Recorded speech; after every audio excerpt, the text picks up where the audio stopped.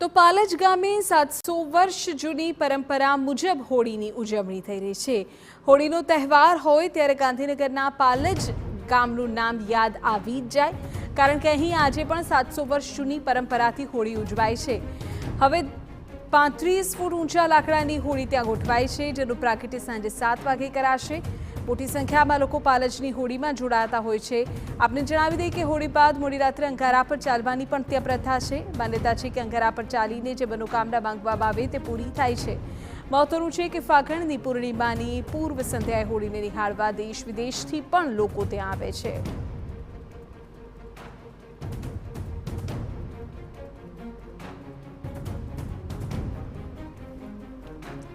ગાંધીનગરના પાલજની હોળી કે જે સૌ કોઈને આકર્ષે છે અને સૌથી વિશાળ હોળિકા દહન જ્યાં થતું હોય તો એ પાલજ છે। 700 વર્ષ જૂની આ પરંપરા છે। 35 ફૂટ ઊંચા લાકડાની હોળી થવાની છે। 20થી વધુ ગામો છે એવા છે કે જ્યાંથી લાકડા લાવવામાં આવ્યા છે। સાંજે 7 વાગે હોળિકા પ્રજ્વલિત કરવામાં આવશે અને ત્યારબાદ અંગારા પર ચાલવાની પણ એક વિશેષ પ્રથા છે। માન્યતા એવી છે કે અંગારા પર ચાલતી વખતે જે મનોકામના માંગવામાં આવે તેની પૂર્ણાહુતિ થાય છે।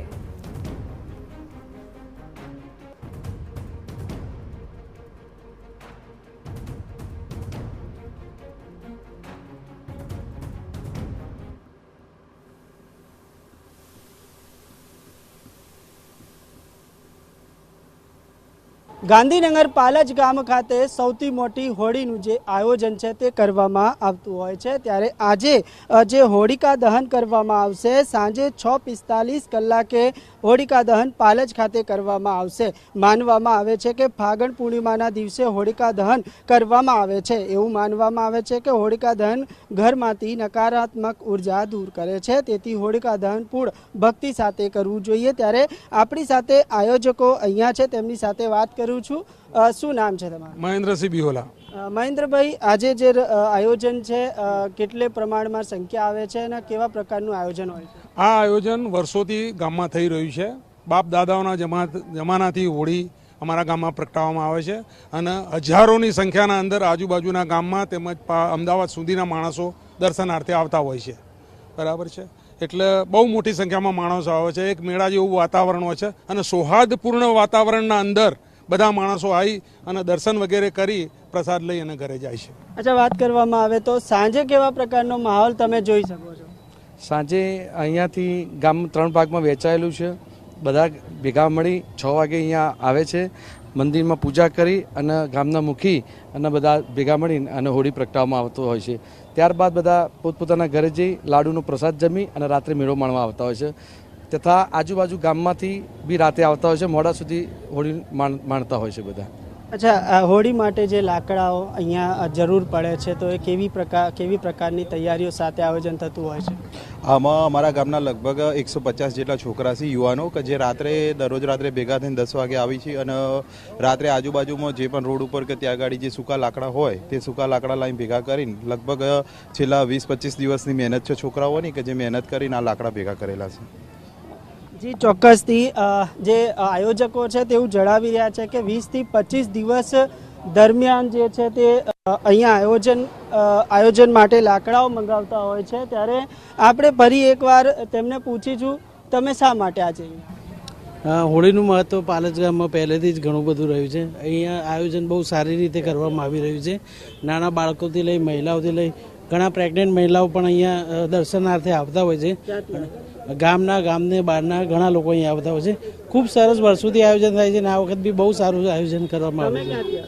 હું અહીંયા પાછળ જીત રેસિડેન્સીમાં જ રહું છું અને બહારના લોકો જે બી અહીંયા ફ્લેટ લઈને રહે છે એ પણ ગામ લોકોના સાથે હળી મળીને આયોજન કરતા હોય છે અને એન્જોય કરતા હોય છે। શું નામ છે બેન?